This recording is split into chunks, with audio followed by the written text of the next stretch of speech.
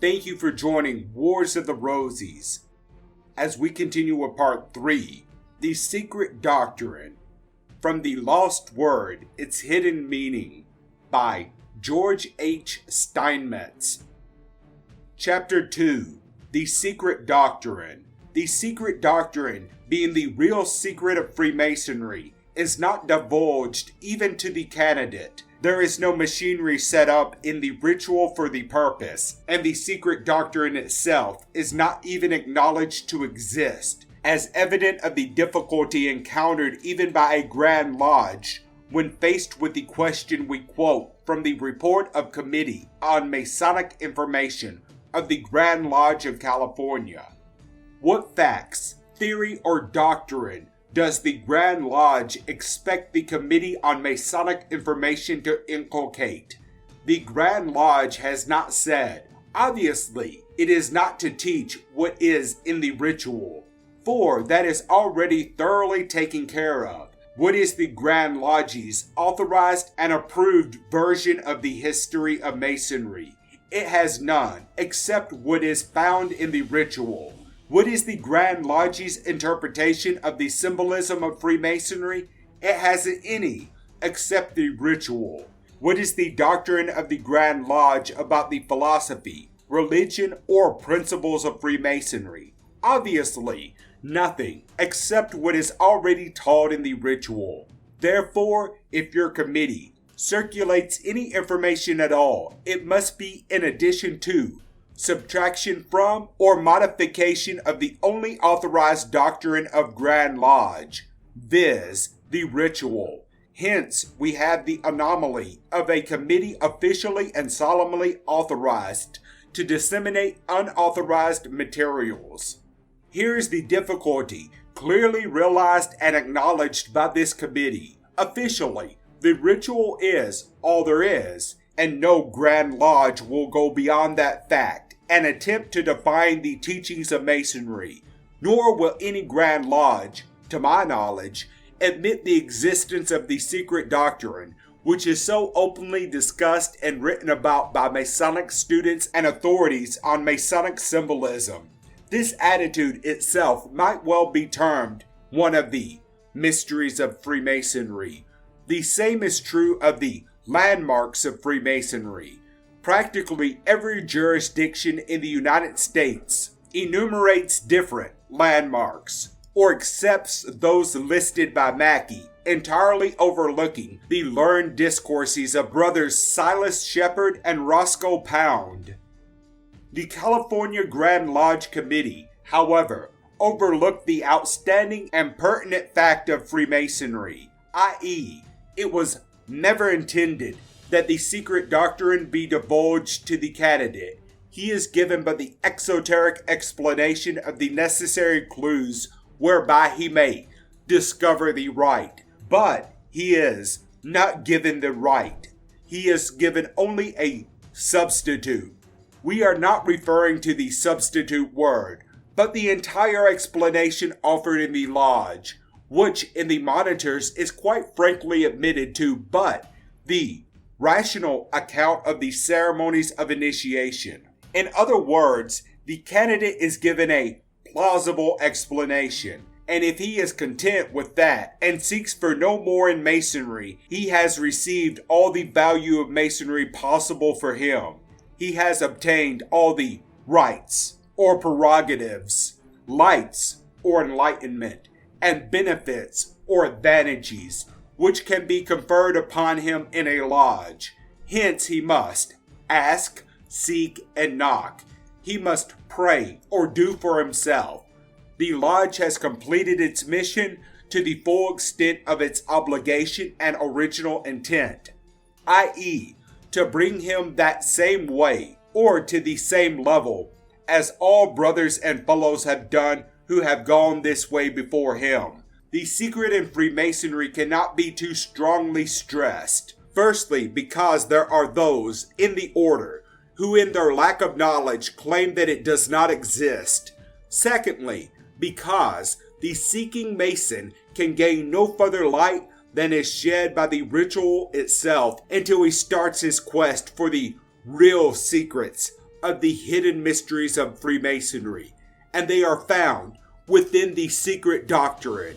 How important this is considered by Brother Waite is evidenced by the following. I have followed the secret tradition in its development through several paths, within and outside of Masonry. That there is a meaning behind the tradition, I am entirely certain, though it is of a symbolism or allegory after its own manner and within its own measures, even as Masonry is. The great Book of the Zohar contains the whole doctrine of the hidden word and of circumstances under which it shall be restored, of the coming of Israel out of exile in the day of Messiah. Lest it be thought by some that we are attributing deeper meaning to Masonic teaching than exists or was intended by its motives, we quote further from Brother Waite.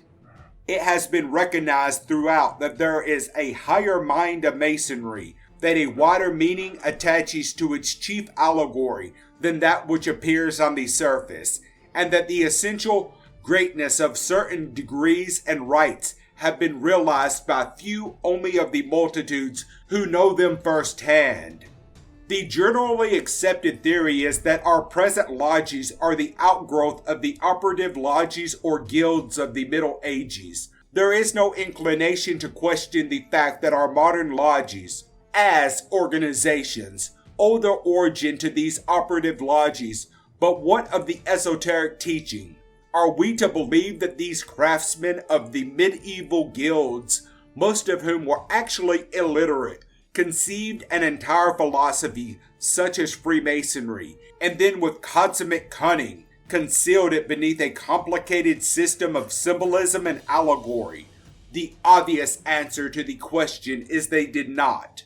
Some Masonic authors are of the opinion that the esoteric teaching and symbolism were superimposed on the ready-at-hand organization of Operative Masons by the gentlemen, the Speculative Masons, who were at the time being admitted to the Operative Lodges, men like Ashmole, Fludd and Bacon, who were students of philosophy. Some of them are also known to have been members of the Rosicrucian order. The similarity of modern Masonic and Rosicrucian philosophy is so marked that their mutual source is obvious to the student of symbolism and philosophy. There is ample reason to suspect that modern Freemasonry was profoundly influenced by, if not actually the outgrowth of, Rosicrucianism and Bacon's secret society. Its symbolism is undoubtedly permeated with Bacon's two great ideas: universal education and universal democracy.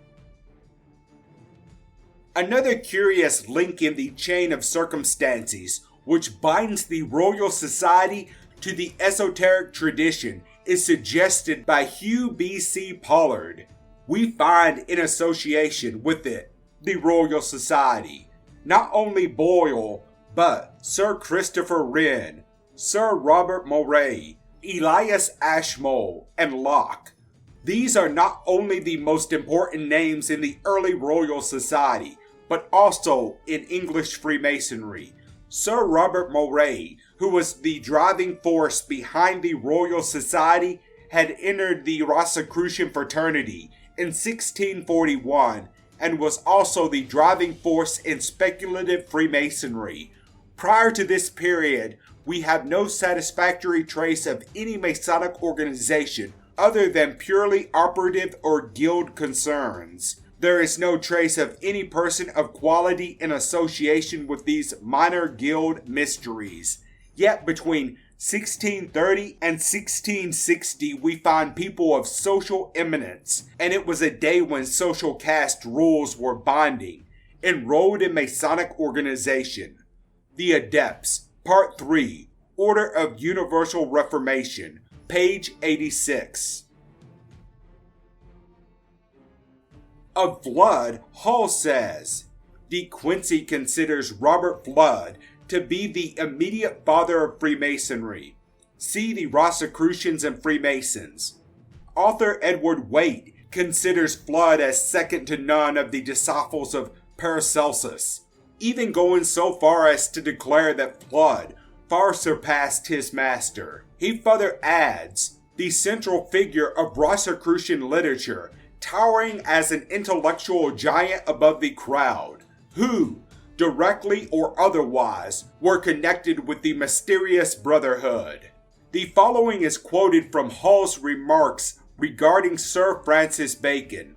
No reasonable doubt remains that the Masonic Order is the direct outgrowth of the secret societies of the Middle Ages, nor can it be denied that Freemasonry is permeated by the symbolism and mysticism of the ancient and medieval worlds. Sir Francis Bacon knew the true secret of Masonic origin, and there is no reason to suspect that he concealed this knowledge in cipher and cryptogram. Bacon is not to be regarded solely as a man, but rather as the focal point between an invisible institution and a world which was never able to distinguish between the messenger and the message which he promulgated. This secret society, having rediscovered the lost wisdom of the ages, and fearing that the knowledge might be lost again, perpetuated it in two ways.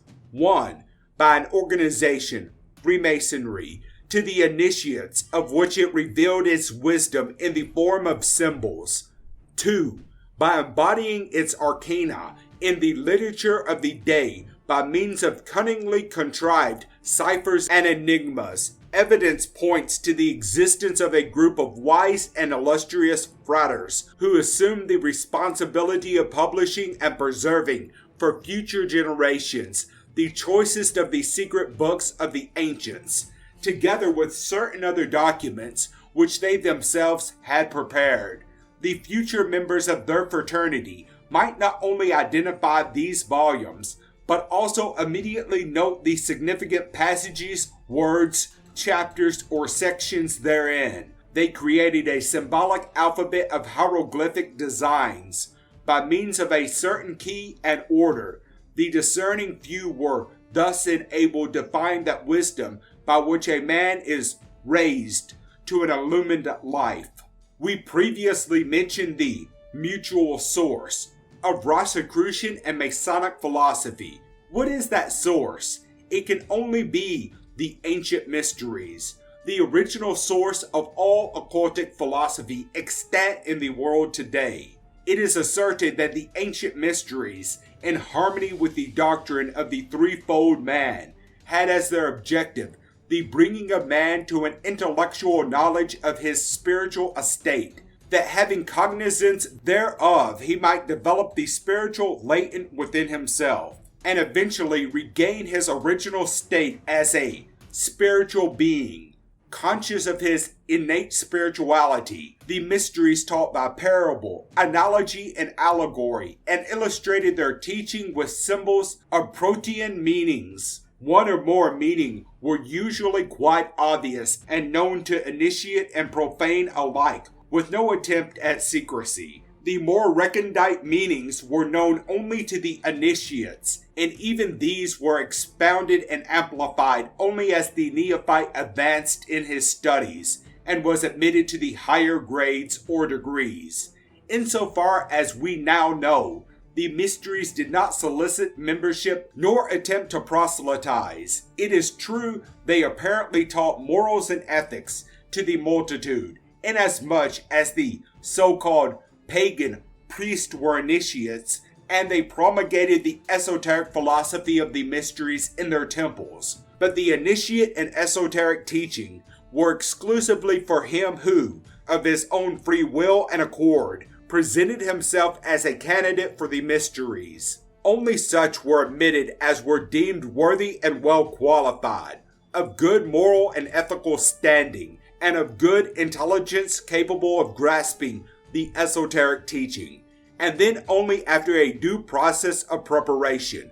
Upon admission, the candidate was instructed in the first grade, relative to the material and physical, taught to the material universe his own physical nature and his material relationship with the material universe about him.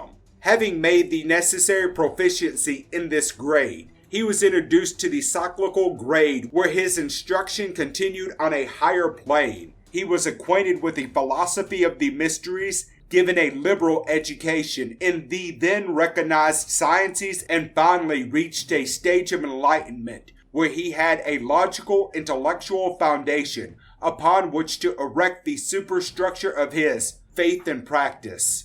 The next grade dealt with the spiritual. Little is gleaned from the ancient writers relative to the higher grades, for all initiates were under solemn vows of secrecy. We can but surmise deductively what they taught by reviewing the teachings of the old philosophers, who are generally credited with having been initiates. While none have stated, "Thus taught the mysteries," it can be concluded that their philosophy derives from the mysteries. One anonymous writer describes his initiation into the greater mysteries. "Suddenly, I knew as the gods. More cannot be said." Apuleius describes his initiation. "At midnight, I saw the sun shining with a splendid light." Freemasonry is unique among modern institutions in that it is the only one which follows the ancient method of promulgating its teachings. Other institutions make use of symbols. Many teach by analogy and allegory, but it is left to Freemasonry alone to combine all methods in one system. It stands alone in the modern world as a school of philosophy which follows the practice of attaching multiple meanings to its symbols, the material and moral explanation of which are not secret, but whose recondite meanings are taught by degrees only, and are expanded as the candidate advances. No acknowledged Masonic authority advances the claim that Masonry is a continuation of the mysteries, although many are agreed that the mysteries must be that mutual source of the teaching and philosophy of both Rosicrucianism and Freemasonry. Robert McCoy best sums up Masonic thought on the mysteries when he says, "It appears that all the perfection of civilization and all the advancement made in philosophy, science, and art among the ancients are due to those instructions which under the veil of mystery sought to illustrate the sublimest truths of religion, morality, and virtue, and impress upon them on the hearts of their disciples. Their chief object was to teach the doctrine of one God, the resurrection of man to eternal life, the dignity of the human soul, and to lead the people to see the shadow of the deity in the beauty, magnificence, and splendor of the universe." A study of philosophy and teaching of the mysteries and Freemasonry discloses the correlation existing. Not only is this correlation evident between these two institutions, but the same relationship is obvious between them and the Hebrew Bible. When the allegory and symbolism of the three are combined and analyzed, it could not be otherwise, for both the mysteries and the Bible are but separate editions of the one great volume of ancient philosophy which preceded them, and Masonry has taken from the mysteries its unique method by which it teaches the philosophy of the Bible to its initiates. Thank you for watching, and please don't forget to share, like, subscribe, and comment. And if you can, please consider donating to Wars of the Rosies. Links to PayPal and Patreon are in the description. Thank you so very much.